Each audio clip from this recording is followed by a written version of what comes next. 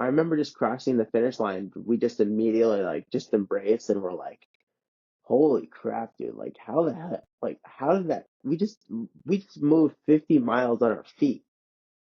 And I reflect back and like I said before, I went to England. I cycle a lot with my dad, and I remember thinking like, how the heck can anyone run a marathon?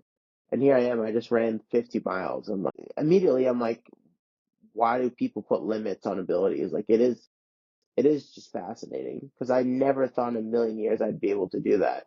And it gets you very emotionally stimulated where I'm like, I remember hugging my friend Kyle and just being, he was so proud of me.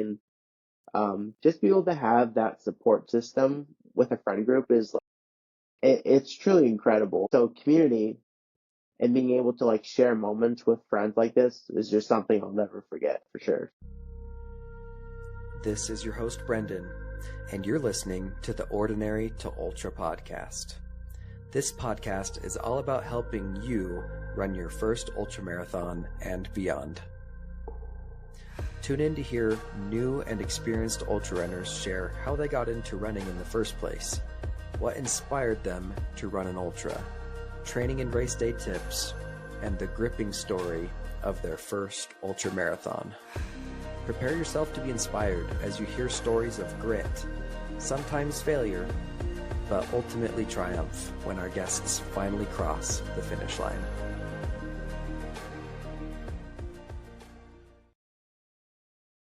Hey Jake, thanks so much for being here today with me, dude. Super excited to chat with you. We met because of Anthony, who we recorded just a few weeks ago. I think we aired his episode, and I'm so glad he introduced us. Yeah, me too, man. I can't wait. It's a little bit of a long time coming, and I'm glad to come in here and share my story and get other people inspired to do their own races. So That's right, dude. We're gonna share your amazing story and get some other people pumped for some ultra marathons. Super excited to get into it. Before oh yeah, we get into the juicy deets of like your history and how you got into this thing, I was hoping you could introduce yourself, like how old you are, where you live, what you do for work, if you have a yeah, family, of what that course, looks like, that sort of thing. sure. Yeah, so my name is Jake Kampner. I currently reside in the wonderful Boston, Massachusetts. Not too many ultras going around here, so you have to venture out a little bit here and there. So I do, for work, I do exercise physiology research at Brigham and Women's, which is one of the Mass General affiliate hospitals here in Boston. So obviously I like to exercise on my own, and then I also work and exercise, so I'm always surrounded by activity going on, so I really enjoy that. Um, Nice. I have a twin sister who also lives in Boston. She runs a little bit here and there. She's done some marathons, but not nearly as much as me. I'm really the only runner in my family. My dad's a big cyclist. My mom's a big walker. Originally from Massachusetts. Um, and yeah, I'm just out here enjoying life, doing races as much as I can. Just trying to do it with family, friends, and running in the Boston community has really been a blessing and has had a incredible impact on my life more than I ever thought it would. And That's sick. yeah, I'm looking forward to doing more in the future.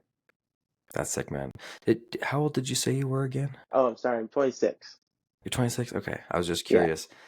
Cool. I'm 27. What's up? Woohoo. hell yeah. Youngsters. Yes, sir. Yeah, that's sweet. You're in Boston. So naturally, the first question I have to ask you before we even get into your history is if you've run the Boston Marathon. Yes, I have. I ran Let's it go. last year. Oh, really? Um, Oh, yeah, so unfortunately, I'm not fast enough to qualify nowadays because the times have just been gotten crazy. But I did yeah. run it for a charity. Shout out to Stride for Stride, which is a near and dear charity in my heart that raises money for low-income immigrant communities who can't afford to buy bibs and shoes for themselves. So I had the opportunity to fundraise for them, and That's that's sweet. I ran Boston last year for them. So it was a really cool opportunity. Oh, that's awesome, dude. Good for Yeah, you. thank you. And then, so did you qualify last year or you didn't have to qualify because you did the charity bib? Oh, that's Exactly. Yeah. cool. That's super Yeah. cool. I mean, I would never qualify. No, So it's cool you can it's get it in. crazy. It is very stressful. I will warn anyone that it's extremely rewarding to fundraise for a charity, but it is very stressful. So you gotta Yeah. dot your lines and plan your T's accordingly because it is stressful. But I guarantee you, it's really cool to see how many people are willing to support you and the charity that you're fundraising for. So it's really cool.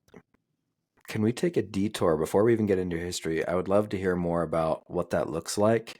Yeah, I haven't talked to too many people about fundraising and what that sure, looks like, but yeah, what was the rewarding stuff? What was the struggle? I would love to hear about it.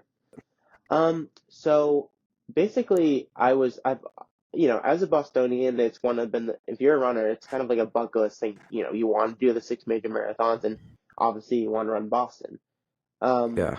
so basically, I was trying to see if I could do a fundraiser, and I applied here, applied there, and then, I was like, okay, it's just not going to happen this year. Hmm. And funny enough, my mom actually worked with someone who's a big runner and basically knew a guy who knew a guy. And she said, Okay. "Hey, this is this new charity called Stride for Stride. Would you want me to connect with this founder, Tom O'Keefe?" And I said, "Sure." And reached out to him. I said, I'm looking to run Boston, and I think what you're doing for the community is really cool.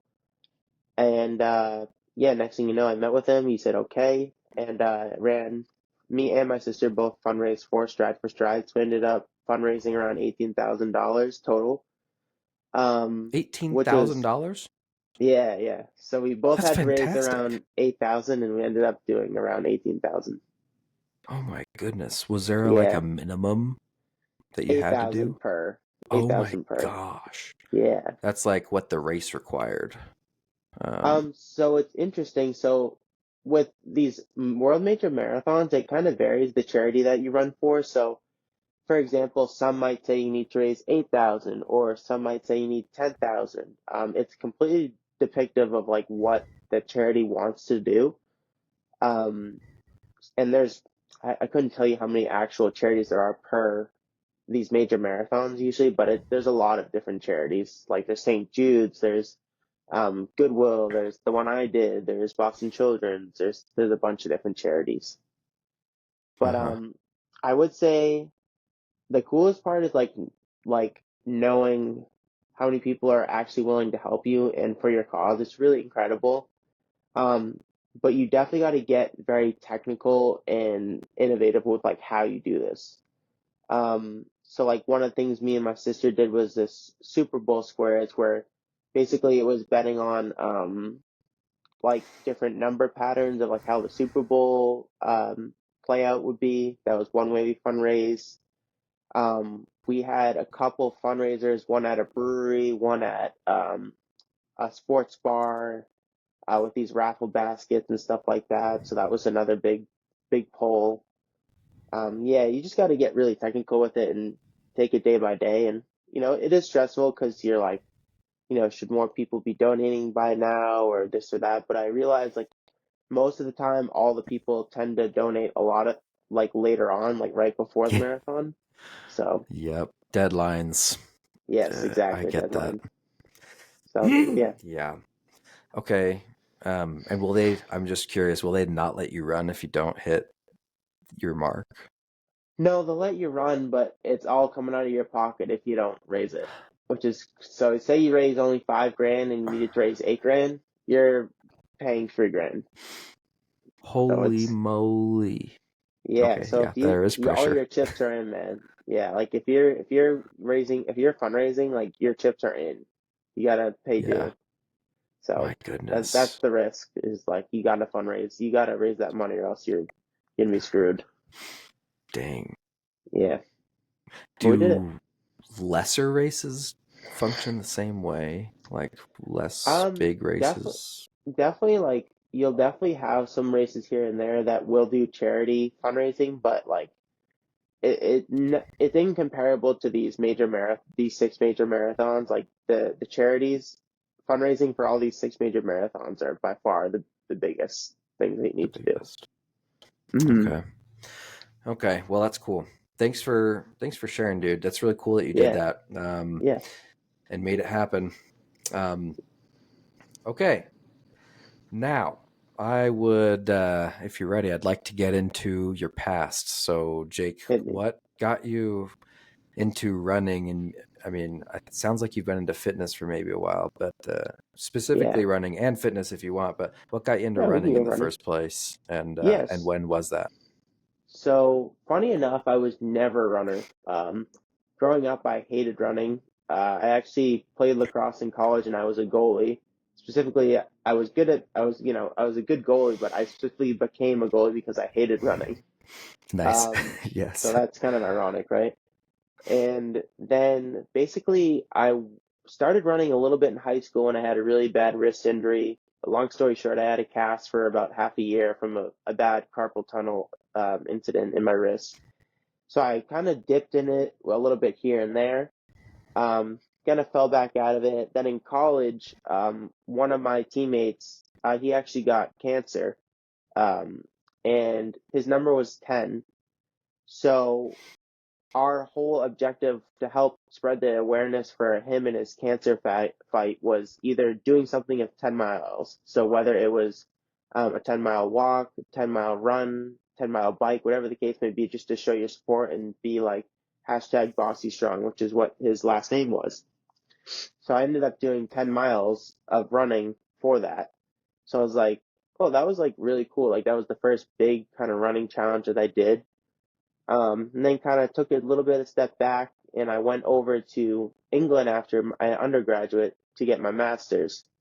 Um, and I was there during COVID, and as you can presume, like I didn't have any friends or family really there because I was new there, obviously, and I was like, I want to see the city, but like I don't have a car, don't really, can't do this, can't do that. And I'm like, oh, I was watching Nick Bear, if you following him, and he's talking about this hybrid athlete approach. I'm like, all right, I'll try running like 15 or 20 miles a week with the lifting, and see what we can do. And I don't know what happened, man, but the running just like it changed my whole perspective on fitness. And long story short, I kept it going when I was over there, brought it back with me when I came back here, and just never stopped. So it's been going since 2020, and here I am still running every day. And yeah, that was the origin of really my running. Nick Bear, who I have seen, he pops up into my feed. I don't watch his stuff much, but he's a huge dude. Like I see Big him, dude. he's a built guy. And you're like, and then Yes. he filmed himself doing some ultras, I think, and I was like, this Yeah. guy's running ultra marathons. Like this guy is way too big to be running ultra marathons. Not only the ultras, he's also done like he just did like a sub 240 marathon at like 190 pounds of pure meat. It's just crazy. And then the ultras, like you said, he's just Dude, done these 100 milers, and it's crazy. it's proven you can be super built, Yeah. and It's all in your head, yeah, do these literally. Goggins style. I love it. Yeah. Um, okay. So 2020, you started getting into running to see Just the test the city waters. Yeah, and test test the it out. waters, see the city where I was living, and I just got addicted to it. Yeah, that's real. Yep. Yeah, I'm struggling to know what question to ask next. I'm like curious what you, as a exercise physiology guy, like, did you start running too because you just wanted to be more well-rounded? Um, I honestly, I could say yes, but I really was just I think I was just getting bored of just lifting. Like I'm like, hmm, it would be cool to be able to say like, yeah, I can go run and go lift in the same day and be able to have both those types of physiques going on. Um, so I don't really know like why the temptation really pushed me because like I said, I never really liked running before that, and then I just started to enjoy it so much when I was over there, and just like I said, just carried over. So I think um, now, like now more than ever, because I am an exercise physiologist, like I have a crap ton of interest when I see, patients that we have come in who has the bigger VO2 and who has a running background. You can clearly see that fluctuation. So now I'm definitely like a junkie when it comes to seeing those numbers, like when we're doing testing, for sure. Yeah, interesting. Yeah, When you started running, um, I'm curious if there was a certain like mileage where it became fun, or like how long did it take for you for sure. running to be fun? Because it took me a while, but what about you? Yeah. I would say like I probably started off running around 15 miles a week. I would say like that. And then, like I tell everyone, there's three major steps you have to take when you are building is like not neglecting strength training. I think that's one of the biggest issues that a lot of people have. And then they fight these injuries. And then, they say there's this battle going on where they're, always injured or this or that is flaring up. So I would say like you're really never going to enjoy it if you're obviously in pain. So I would say like if you're still building up those compounding miles of strength training, um, and then just the mindset approach where you got to take it day by day and know like nothing's going to gradually happen overnight. So I would say I started enjoying it when I was like casually being able to do like a 3 or 4 mile run without even thinking about it. I think that was probably like my point where I'm like, okay, like this is a really good fitness standpoint where I know I can do 3, 4 miles and be able to, be completely okay and go walk around after doing that. Like that felt really good. And then eventually getting to those double digit days and being able to knock those out very comfortably, if I prepared the right way and stuff like that. I would say that's when it really got fun, where I'm like, okay, I'm reaching a peak fitness at the time. I'm reaching this type of fitness that I've never been able to do, and that was really cool. I don't know about you. What do you think? I totally concur with that 100%. It's like when you're only running like a mile or 2 miles, Yeah. it just didn't feel great. I mean, you're just starting to run and it hurts. You might be experiencing, I was experiencing knee pain and ankle pain, and Mm-hmm. you just get tired because you're not used to it. Your muscles aren't used to it. And I didn't have the right running shoes. Mm-hmm. Sometimes it's a gear thing. Yep. But then when I got good shoes and I could run, my muscles were used to running, and my Right. ligaments running like 3 or 4 miles, like you said. And then I think that's when it started to become more fun too. And then like when I Yeah. could run regularly 6 miles, it was like, this is totally like a game changer. Like I can go out and have a real, like for me is like, I can have a real adventure, like a real Oh yeah. Yep. nature outing for like an Yeah, man. hour, you know, in Yeah. that amount of time. Yeah. Like that's one of the. I'm sure you get this a lot too. Is like how the heck are you running 7 or 8 miles every day? And I'm like, you gotta reiterate to people. I'm like, you don't just it doesn't happen overnight. I'm like, I started running in 2020, and it's been 4 years, and like now I can run 60 to 70 miles a week and be okay. And I think a lot of people, whether it's running or these other factors, people just look for the easy way in. Um, and here's a perfect example. Like I'm shooting for a sub 3 marathon this year, which is a 6:45 pace, and last year that was my Oh 5K my pace. So like that just it's the build. So that's the thing is like if you can like have a set plan and a set amount of goals specifically. I tell people who are just starting, if you're doing 10 miles a week, then 15 and then 20, and then eventually you could get to, that level that you want to be at, but you just got to start incrementally. And once you get to that fun spot and you can keep building up that fun spot, like you said, like that's where you really see the growth. And it's really cool to look back at. It sure. Well said, dude. Well Yeah. said, Jake. I need to get more exercise physiology folks on here. Yeah. Fantastic insight. Yeah. So to anyone out there that's just getting into this thing, you're experiencing the pain miles right now. Like Mm-hmm. the grass is greener on the other side. It actually is Yes, though. sir. You just gotta Yeah. get a little bit farther. You'll 100%. start getting that. what's the hormone that makes you happy when you run too? Oh, the You know what I'm endorphin saying? release. Endorphins. You'll start getting Yeah, those endorphins too. yeah, Anyway, and it's fun when you can go out for an extended period of time. It's sweet. yeah, Just keep going. Consistency. They say it. yeah. Consistency is key, and it's true. Just keep going and up it a little bit every time. Nick Bear actually has a great quote. He said, or he reiterates it from his running coach, but it's better to be consistently good than occasionally great. You know? Yeah, I like that. Yeah, Um, okay, man. So back to your story.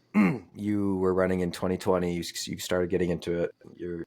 Did you at that time? You said I wanted to go out, get out, see the city, maybe yep, try to get fit in a different way, running. But when did like your racing like come sure. into this? Where did you start with like 5Ks, 10Ks, or did you start with the marathon, or like how I did dipped, that happen? I dipped right into the marathon. That was my first Holy race. moly! Dang. Um, so again, to Nick Bear, I was just watching one of his videos. So I was doing this hybrid athlete, but I wasn't really, I was like, I'm scared to do a marathon. There's no way I could actually do a marathon successfully. And I don't know what the end result would be. Basically, he had a video where he was training for one of his races. I don't remember which one, but at the end of it, he just like, in a very brute way of saying, he's like, just stop thinking about whatever you're like, you want to do this race, stop thinking about it and just effing do it. Like, just stop thinking about it. And I don't know, I was just like, you know what, he's right. Like, who cares? And next thing you know, I signed up for the Sugarloaf Marathon in 2022, which is if people don't know, that's a ski resort in Maine. And that was my first marathon, and it went pretty well. I ran that one in around 3 hours and 20 minutes. That was my first marathon. Dang. 3 hours and Yeah, 20 minutes?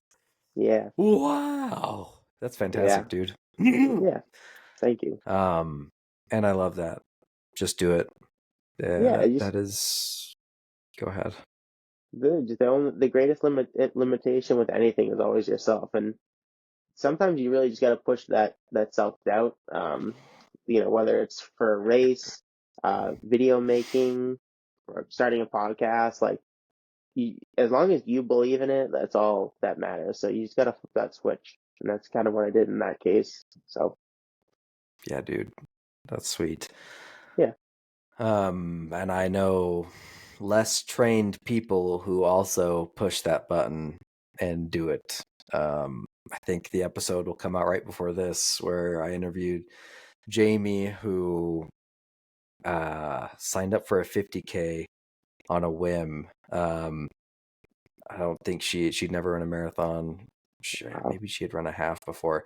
She had never run anything like this, and she just did it Oh yeah, because it was she is a personal trainer, and a client of hers was like, I think she was talking to her client like, we should do this just kind so of for cool. fun. And then her Yeah, client was like, yep. And the client signed up. She was like, frick. And then she signed up anyway. yeah, So, and she only had 2 months to train, and she made it yep, happen still. Like, yeah. you can Sometimes you do just it. gotta send it, 100%. Full send. Yeah, um, okay. So this was your marathon, and you did a 320. That's fantastic. And that was in the year of 2020, 2021, 22. 22. Okay. So you were Yeah. running for like 2 years for Mm-hmm. fun more Yep. before you started doing the racing. Yeah. So I was in England for fun racing. I went there in the fall of 2020. And I was there till for a year, so pretty much the end of 2021. Came back and then carried over that running, like I said, and then ran in May of 2022. That was the first race. Sick. Yeah, Okay. And since then, you have run how many marathons? I have now run 8. So I've done. 8 Uh, marathons. I did, like I said, Sugarloaf was the first. Then I did a following one in the summer. And then last year was just crazy, and I did 5 last year. Yeah, dude. Yeah, That's fantastic. That's yeah. sweet. Way to push yourself. Thanks. I'd like to, if you could, I'd like to have you give maybe a few quick tips and pointers. If anyone here is training for a marathon before they're thinking about a 50K, because I know it's Yes, a fairly common route, yes. um, what mileage would you maybe suggest they do? Any Sure, tips that are maybe generally applicable to folks that sure. are training? Sure. I would say for a normal mileage, like my first marathon, I didn't go over 45. So I would say if you're starting from a ground zero type of approach for your first marathon, unless you're consistently doing around 30 to 40 miles a week as it is before you're running a marathon, I would say like not doing more than around 45 miles a week if you're just starting out. If you are already running around 30 miles a week before running your first marathon, I would say you could get upwards of that 55 to 60 miles. I think that would be a great peak amount of mileage. Um, for just a general standpoint, like I said, the 3 things that I recommend to a T for everyone who's running a marathon, no matter where you're starting out, is strength training. So specifically with legs, and a lot of knees over toes type of approach. So a lot of the time you see people with a lot of hip and knee injuries, um, mainly because when you are, if you think about it, like if you're an adult, most of the time, probably 90% you're walking straight forward and never sideways, never backwards. So a lot of the time you see a lot of these weak hip muscles, especially, and that's when it gets into play where you see a lot of people with hip injuries. And then, like I said, knees. If you're not rotating the right amount of shoes, if you're not taking care of your legs with these strength training days or stretching, then that's when you see a lot of these injury play because with all this foot impact, you're basically just trying to look to distribute the weight when you're running any way your body can figure it out. And that's different for everyone. So those 3 things that I think everyone needs to do is strength training, compounding miles, and then speed work if you can implement it. And it doesn't have to be anything crazy. It could be, 30 seconds on, 30 seconds off, for 5 sets of 5 or something like that. Or it could be, you know, 4 sets at 800s or hill sprints or something like that, just to get not just the easy miles in, but also trying to working that threshold to make your race day that much easier. I would say those are my 3 live by things you need to do. Well said. Yeah. And you said, what was your tip number 2? Was that the strength training tip? So strength training, No, compounding compound training. miles, Compounding just miles. What compounding is miles, yeah. is Just that just mileage over adding more? time. Uh-huh. Yeah, or Okay. just being like having a disciplined set of mileage that you need to hold a standard to. So Mm-hmm. saying I want to hold, throughout my marathon build, I want to hold at least 20 miles a week and gradually make that go up week by week or something like that. Yeah. Or I want to work up to, at my top mileage, I would like to work up to 55 miles a week and be able to be comfortable and sustain that. So sticking to the Nice. plan. I would say those are like my 3 top things. And then Mm-hmm. no matter if you're ultra running or straight running, I always say like you need to have a shoe rotation. A minimal, I would say at least 3 different pairs of shoes that you're comfortable with, because that's when you see a lot of injuries as well if people are utilizing the same shoes over and over and over again. So And every that shoe is different. messes with their what usually? Knees? I would say knees because you don't want your it's everything. I would say plantar fasciitis. I would say knees, hips. If you're like every pair of shoes is different. Some have more energy return. Some have a greater upper, which means the variation of trot could be a little bit different. Like I have some shoes that have very minimal amount of energy return and some that have a lot of energy return, or some that have a little bit of cushion, some have a lot of cushion. If you're constantly rotating, then your feet and your knees and your hips are never going to get used to the same pair of shoes that it's using. And I think that kind of plays a trick counterpart towards injury prevention. Yeah. That seems smart. Yeah, Yeah, so your body doesn't get used to that one pair. Then you buy a new exactly, pair and it like exactly. messes you up. Yeah, Interesting. Great yeah, advice. Take it to heart. People training for your first marathon. I did that. I trained for a marathon first before my 50K that's coming up soon. So nice. that's awesome, man. Okay, so you ran several marathons, and then ultra running. So how did this 50K come into your life? I mean, or even when did you learn about ultra running?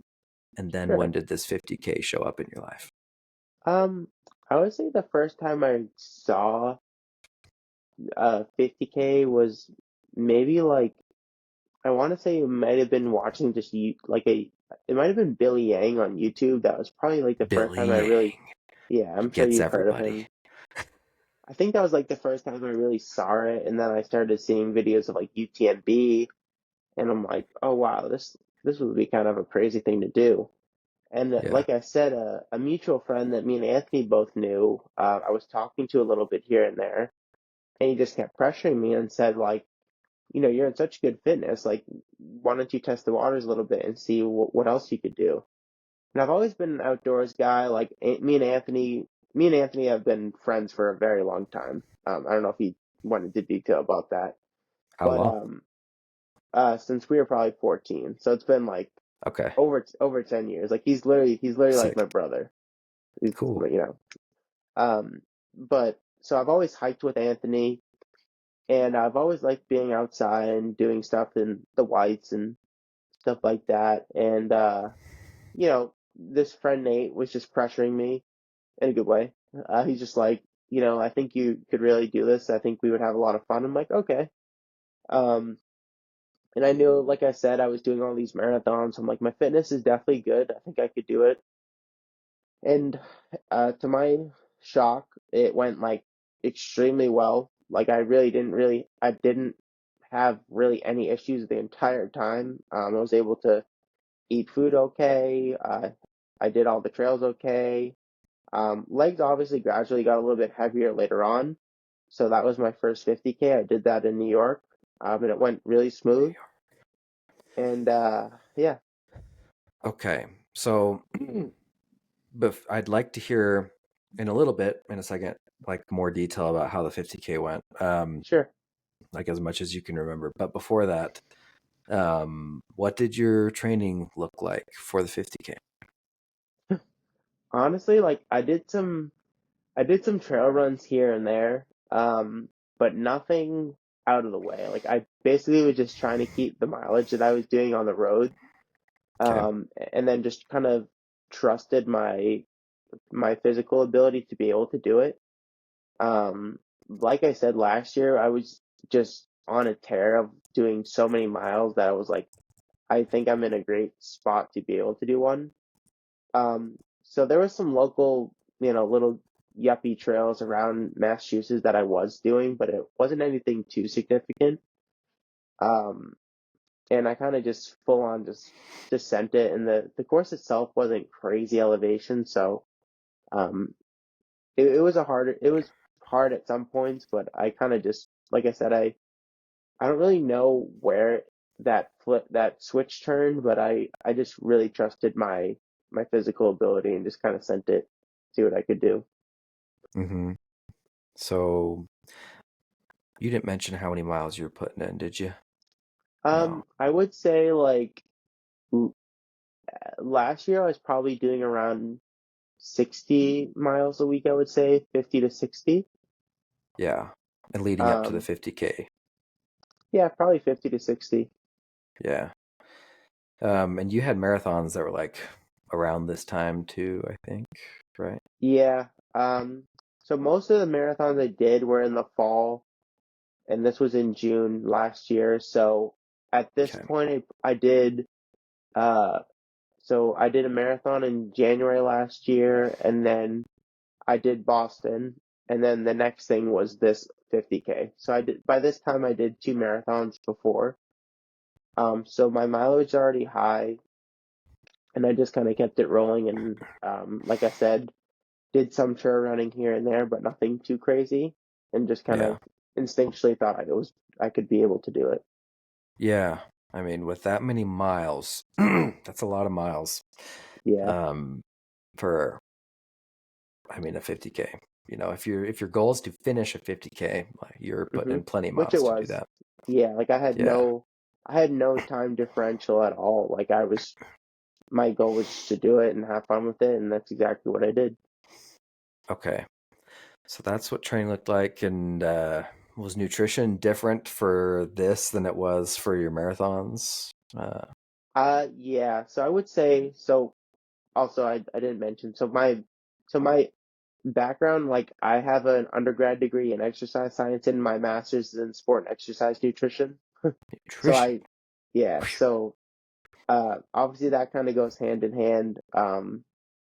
But I would say like for my marathons, it was more strategical with like, I was doing the classic carb like bagel, peanut butter, banana, honey before my long runs, and really for the ultra, I have a pretty good stomach too. I've never had any GI issues. That's another thing is like if you are someone who has issues with you do. I don't. Yeah. I don't. But I'm Oh, like, okay. salute you, because there's Yeah. very many people who do. So yeah, So I blessed. was just, I mean, there was absolutely no strategies towards what I was eating. I had some gels here and there. I had some gummy bears. Like I had pizza that they gave us, fruit. Like Ooh, I was nice. just kind of, yeah, I was having it all. And like I said, I'm fortunate enough where I don't have stomach issues ever. So the nutrition was very sporadic in ultras, same as the 50 miler when I did that, like very sporadic versus the marathon. It's very strategic, I would say. Yeah, I mean, you're trying to hit this times, like food Yeah, food costs time. exactly. So yeah, that makes sense that that's more strategic, and the way it fuels you probably as well. But Yeah, um, okay, that's good to know. And the 50K. So you didn't mention too much about the course, but it's in New York, and like it's a 50K, so it's like 31 miles. But yep. um, what was the elevation gain like on this guy? I I want to say total it might have been around 4,500. Okay, solid. Um, yeah, it was actually really well done. It was an inaugural race. It was called like the Fabulous Vanity Trail Races or something like that. So it was Hmm. in a reservation area of New York, so a little bit over the border of Connecticut. But Okay. it was actually really well done, really planned out very well, and yeah, it was about 4,500 feet elevation. So nothing too crazy. There was some ups and downs at some points, but it's a pretty smooth course. Yeah, over 31 miles. That's some solid elevation gain. Not too hefty. Yeah, I'd say. Okay. So, like I mentioned before, I'd love to hear in as much detail as you remember, like how you felt, like the moment you sure, woke up, like how much sleep you got, what you ate for sure. breakfast, was it the Yeah, bagel thing? yeah, And then how you felt like when the race started. Were you feeling pumped, anxious? sure. Anything notable that happened during the race? And then how you felt when you crossed the finish line. Yeah, I would say so. The days leading up, I was doing kind of the same carbohydrate buildup that I would with all these other marathons that I've done. So Carb load. so I'm about 185, 190 pounds.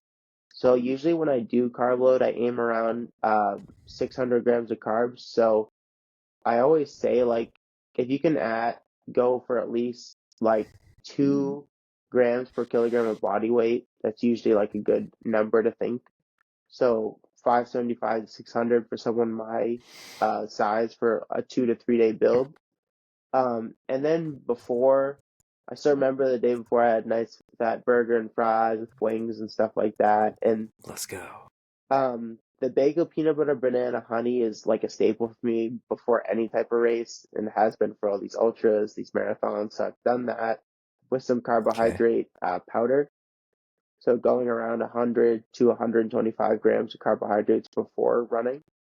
Um, and I remember like starting it off and being like, you know, am I ready for this? And like I said, there's something you need to realize when you are signing up for these races. Like, it's you versus you, and you just gotta believe like you did everything in your power to conquer what you're about to do.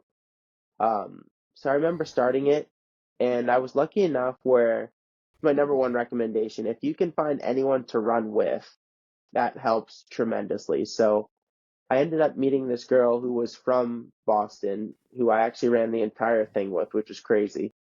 Um, so the whole time it was very conversational.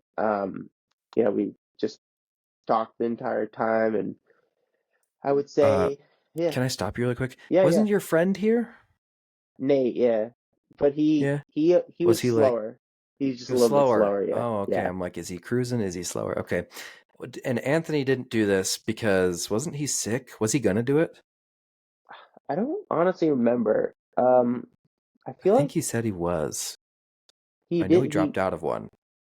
It wasn't this one. I don't know Okay. exactly remember why he didn't do it.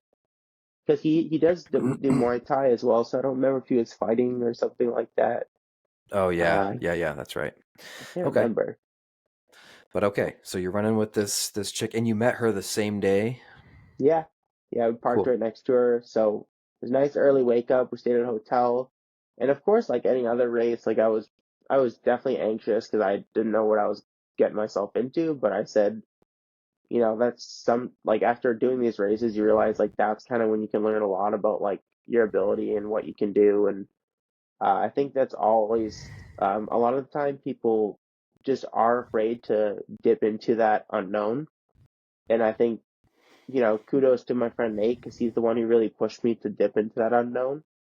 And yeah, so I was anxious and started off going hot.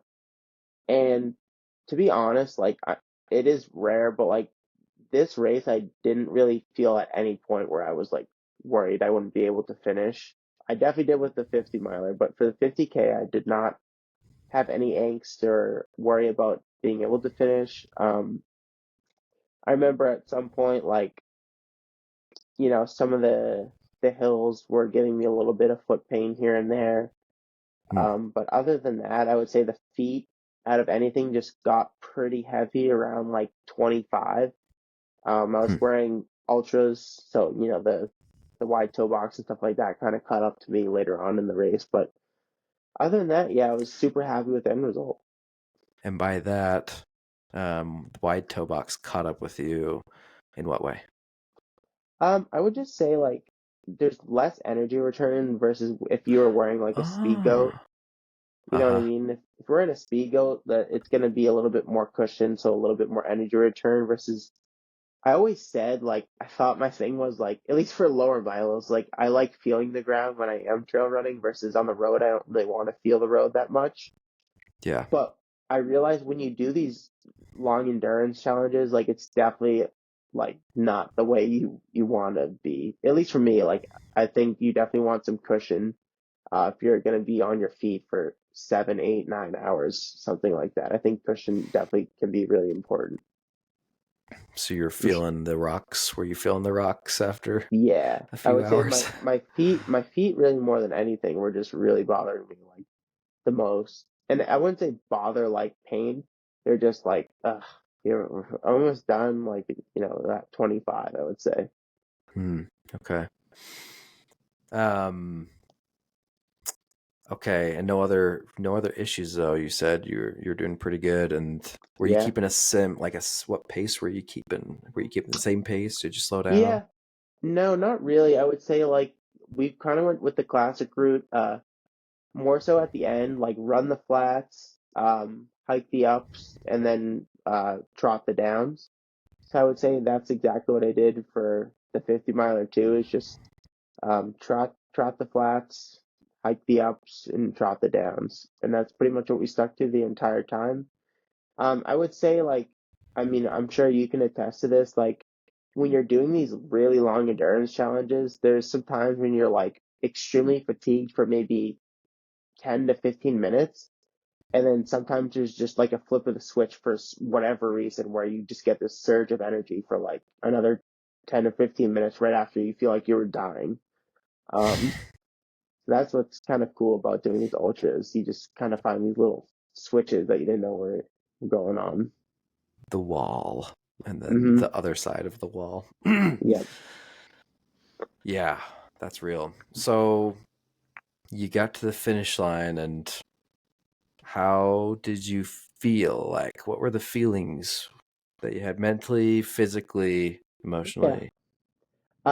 So I finished. So like I said, I finished with this friend that I met, and I was just super proud of both of us. And um, you know, at first I was like, you know, I knew could be able to do that, but at the same time, I'm like, wow, I just moved my body more than I ever have, and like, and able to still stand and like be consciously aware of like what I just did. I'm like, that was crazy.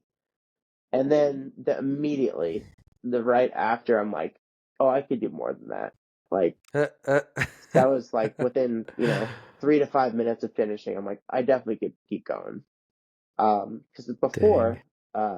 before I did this 50K, I was like, there's no way I could ever do a 50 miler. Or before the 50K, I'm like, there's no way I could ever do a 50K. Yep. Um, so that was immediately like what I thought of right away. It was like I could do more than that. That's so funny. It hit you so quick. Yeah, it did. Because you still had gas in the tank. I did, yeah. And like I said, I was never at a point running that where I was like, I don't know how I'm gonna finish. Yeah. I think I prepared really well, and like I said, I've been always very good about the nutrition because that is my background, and the Yeah. build, the miles were there, and I just never reached a point where I was worried that I was gonna finish. Yeah. Okay. So you finished. Um, and let's see, that was June of 2023. Yes. Okay. And you have the okay, so you sign up for your 50 miler. How soon did you sign up for your 50 miler? It wasn't immediate. So, like I Okay. said, I still had so I did those three last marathons at the end of 2023. Okay. Um, and then about this time, I actually moved so I lived at home with my parents when I came back from England for a year. And then at this time, I moved out into Boston and I started doing Tracksmith Run Club, which is, if you've heard of Tracksmith, the running company. Um, I was doing workouts with uh, them in the summer. I started meeting a bunch of people, a bunch of friends who have made a huge impact on my life. And this group of guys who I'm really close with, we just started stirring up this idea. And like, one of my really good friends moved to Denver from Boston.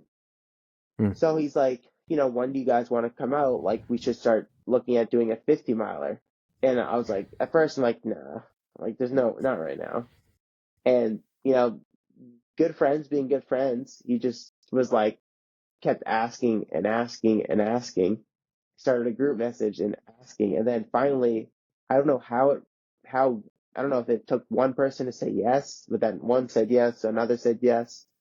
And next thing you know, I'm like, all right, I guess I'm running a 50 miler and just sent it. And I did that in January.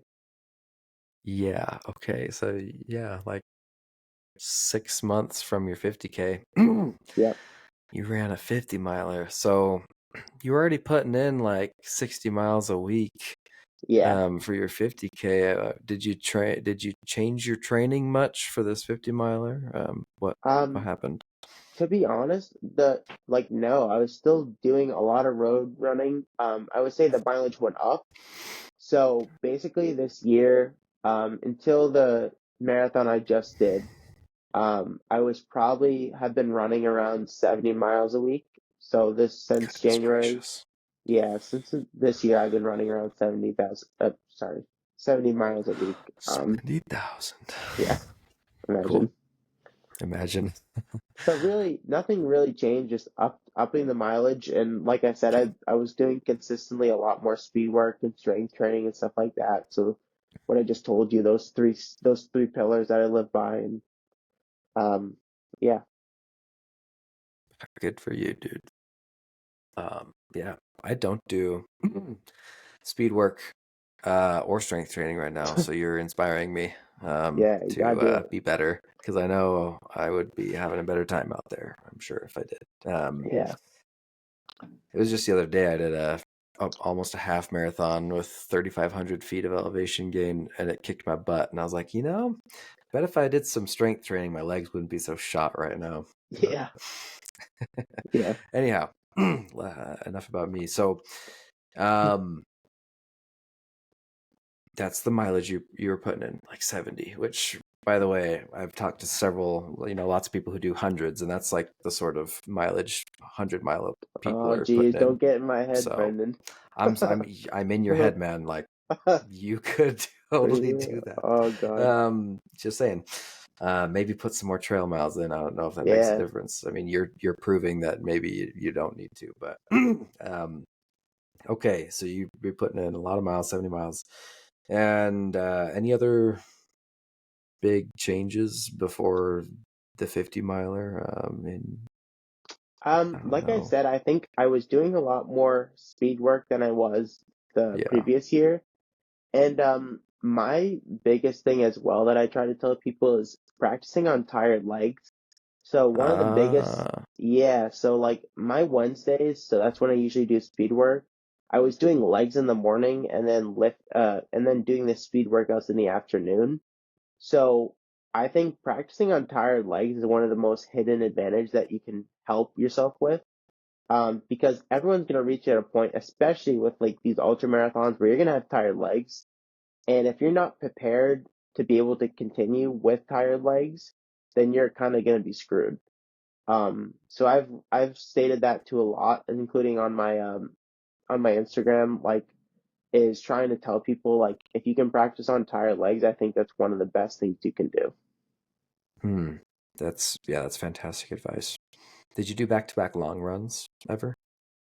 I've definitely done some back-to-back doubles. But like I said, I've never like even before this 50 miler, I never went out and did like a 35-mile run or anything. Like the most I did was like these long distance road miles, like I would do 22 or something like that.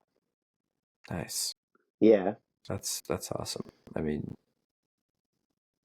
would you I say honestly, it's really cumulative miles or cumulative time on your feet versus a mega long yeah, run? I would say like practicing that high mileage is a good thing. However, I would say if you have a really strong mental ability, um, and you can do a certain compounded miles like throughout a week that you can stick to, then you're gonna be more than fine. So to get into detail, like there was five of us who ran this 50 miler, and I ended up running it, long story short, with one kid who really was not doing a lot of miles. It was a friend of a friend who went with us to visit this friend in Denver. And basically like he's a busy dude with his work, so he was only doing like 10 to 15 miles a week on a treadmill like in Ohio. But he did the entire 50 miler with me because he was so mentally able. You know what I mean? Holy frick. So like some people just are like mentally able more than others, like from a physical feat. Obviously I wouldn't recommend that, but like it's yeah, Oh, well, don't tell me how he was after yet. But I want to know. yeah, Okay, so similar to the 50K, I'd love to know like how it all went from, sure, the night before when you or the sure, morning of throughout the yeah, whole thing till you reach the finish line. What yeah, did that look like? yeah. So like I said, my one friend moved out to Denver, and four of us went out together. So we flew out, went to Denver, same carb load type of ordeal. So I was eating a Okay. crap ton 3 to 4 days before. So we all went out, had a pretty crappy sleep in Denver when we got there. We were staying at Uh, his apartment, so it was like, makeshift type of crappy air mattress. yeah. So following day we packed up, left extremely early, drove to Salt Lake because it was in Utah.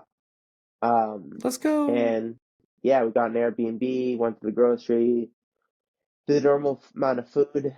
Um, and this one I was definitely a lot more anxious for, more than any other race I did because doing 50 miles in like it was in Arches National Park, so doing it in the middle of like desert Utah at 5 in the morning is like kind of intimidating to do for, you don't know what the heck you're getting into because 50 miles is obviously a lot.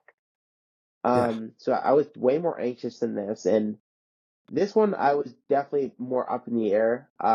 So I remember distinctively like two parts during this 50 mile where I got really nervous was three because I had those Ultra Mont Blancs with the boas The and boas? yeah, the twisty, instead of laces, you can like twist. Oh, yep, yep. Hmm. Um, and I was like so nervous that like I didn't even realize till my friend Connor said, because I'm like, I don't know what's going on. Like my feet are numb as heck right now at mile 3. Like I couldn't feel my feet. He goes, dude, your shoes are probably too tight. I'm like, oh yeah. So I loosened up my shoes and I'm like, okay, now it's a little bit better. Um, Nice. that I distinctively remember where I was like, okay, this is weird. And then mile 20, where I just hit like a bad wall for like pretty much a mile. And I'm like, what the heck am I doing right now? Like, this is such a bad idea. Like, how am I going to get through this? I'm not even halfway. Was it So, all mental? Was it physical too, or I what? would say it was a measure of like the fight or flight adrenaline going, and then um, physical ability with the adrenaline of being nervous and being in the middle of kind of unfamiliarity. I'm like why am I doing this right now? This is not a good idea. And then like I said, I was with my friend Connor the entire time, and kind of snapped out of it after a mile. And then I would say I did not really get worried at all till probably about 45. 45, I got really tired. And then really it was just, like I said, if you got that mental capacity and you can keep trucking, we got through it at the end of after that 45-mile bout, and then we wrapped it up. So it was good. And besides that, I would say also like I didn't really pull out the headphones till 40. Me and Connor both pulled out the headphones Wow. at 40. You're like, it's 'Cause time to put our heads down and yeah, be we needed it. distracted. Yeah. So those are those bouts. So I'd say 3, 20, 40, and 45. Those were like the bouts where I kind of felt it. And you were just eating what they were giving you at the aid stations? Oh yeah, dude, I was a garbage barrel. I Garbage mean, disposal. yeah, like I had gels, I had Morton bars, I had gummy bears, I had some chocolate, uh, I had Coke at some points. I'm trying to Yeah. spike my insulin. I was, Yeah.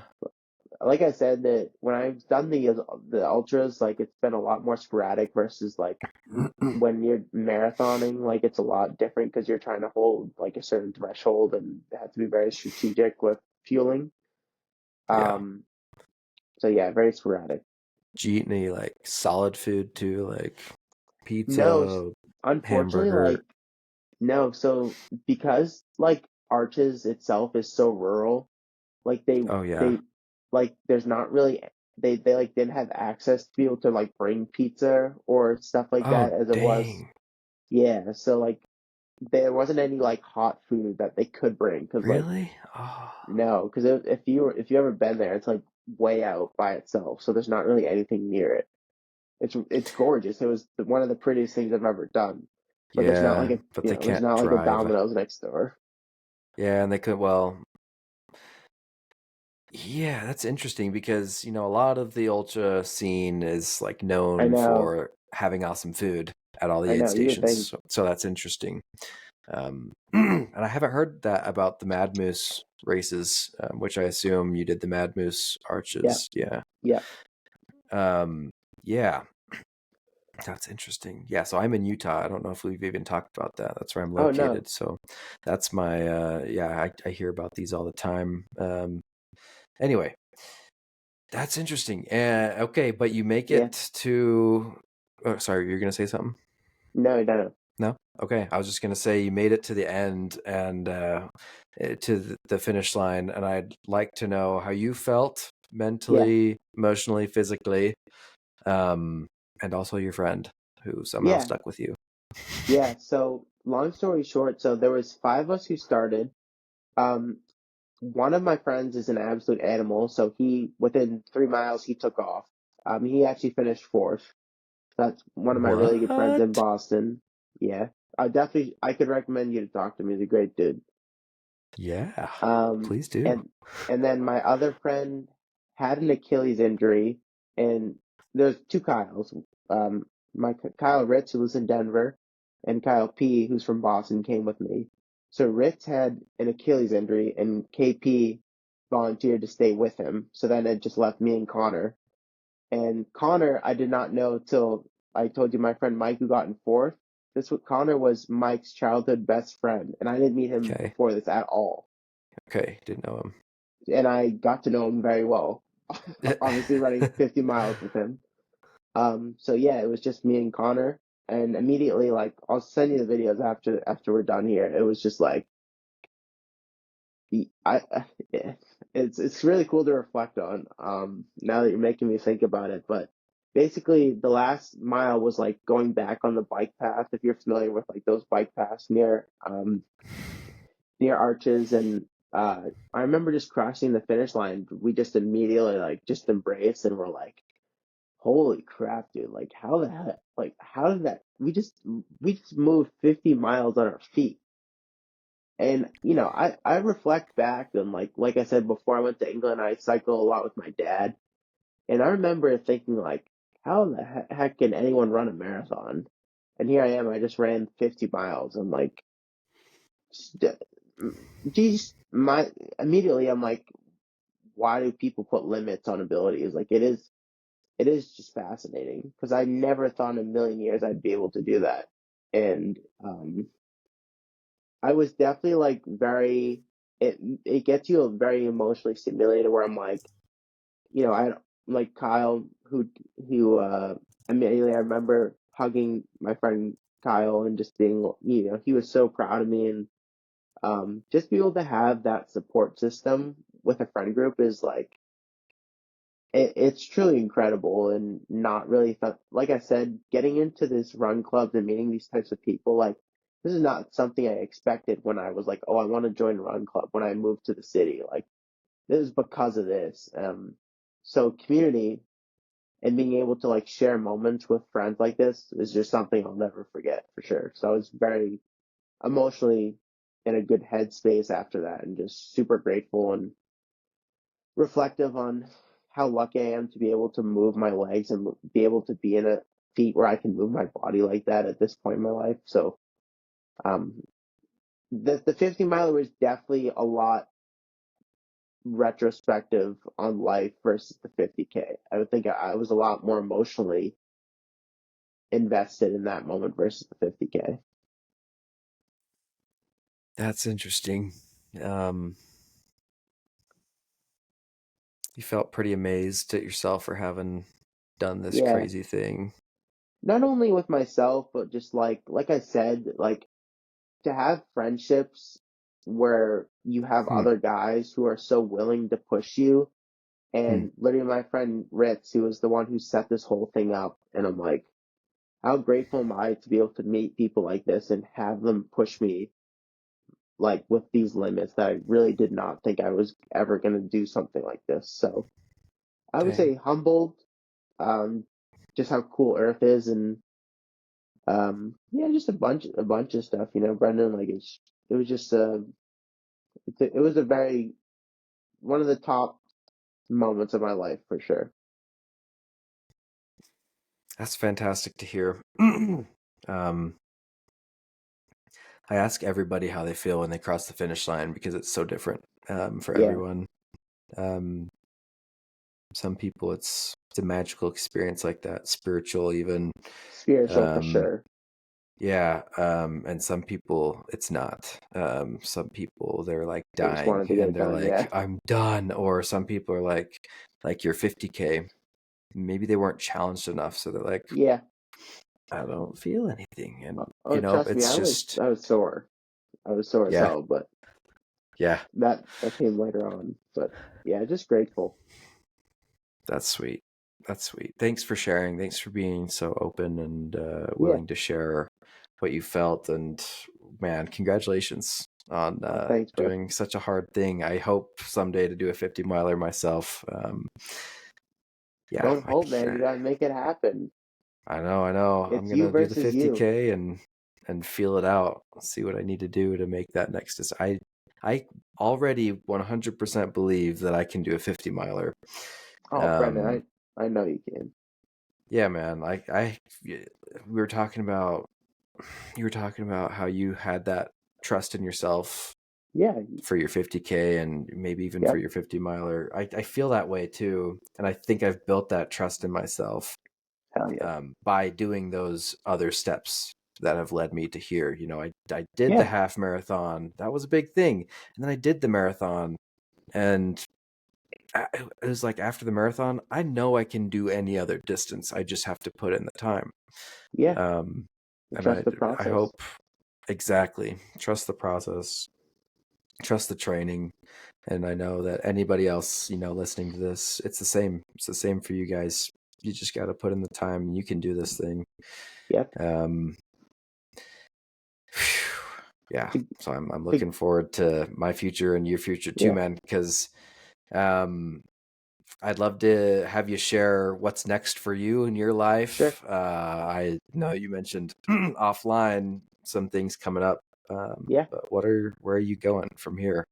Yeah. So like I said, the last thing I just did was I did the Burlington, Vermont marathon last weekend, pacing a buddy. I'm doing another pacing event this weekend for a lot of my other friends from college, for a half marathon. And then the big thing, this June, at the end of June, so one of my high school teacher's sons, he was one of my close teachers and also a lacrosse coach. His son's actually battling stage 4 brain cancer right now. So as a self challenge for myself and to help raise money for him, I've actually um, am doing a big endurance challenge where I'm doing a total of 126 miles from Williamstown, Mass, which is the most western part of Mass, to Boston Children's Hospital where he's getting treated. So I'm going a back-to-back venture of around 62 miles on the bike and then doing a 100K run the next day. So set at Saturday, Sunday. Um, so that's all to help raise money for him and his family for his medical bills. Because like I said, he was, or I didn't say, but he was basically showing respect when I didn't deserve any when I was like, an 18-year-old meathead.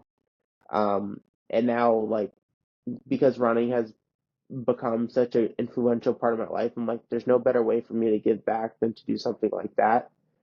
Um, so I'm doing that in June. And then at the end of the year, um, at least for now, I'm doing the Lisbon Marathon in Portugal. So I'm doing Ooh, that in nice. October. And then I'm doing New York again.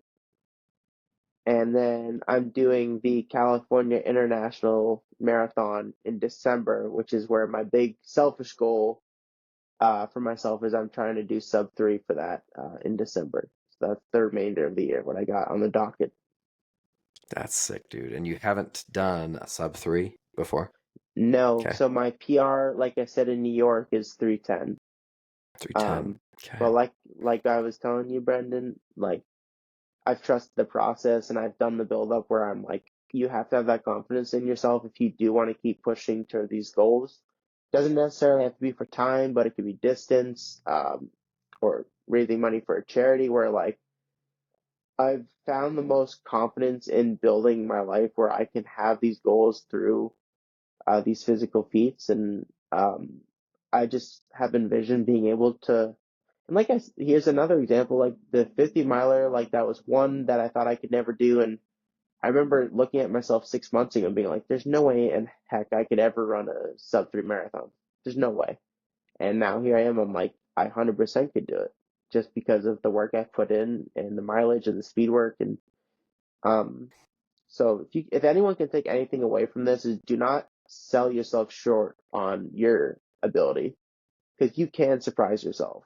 And I've done it numerous times now, and I will try to keep continuing to do that because that's what can help you grow as a person, whether it's the physical feat, mental feat, or ambitional feats. You just got to keep grinding. Yeah. Thanks, dude.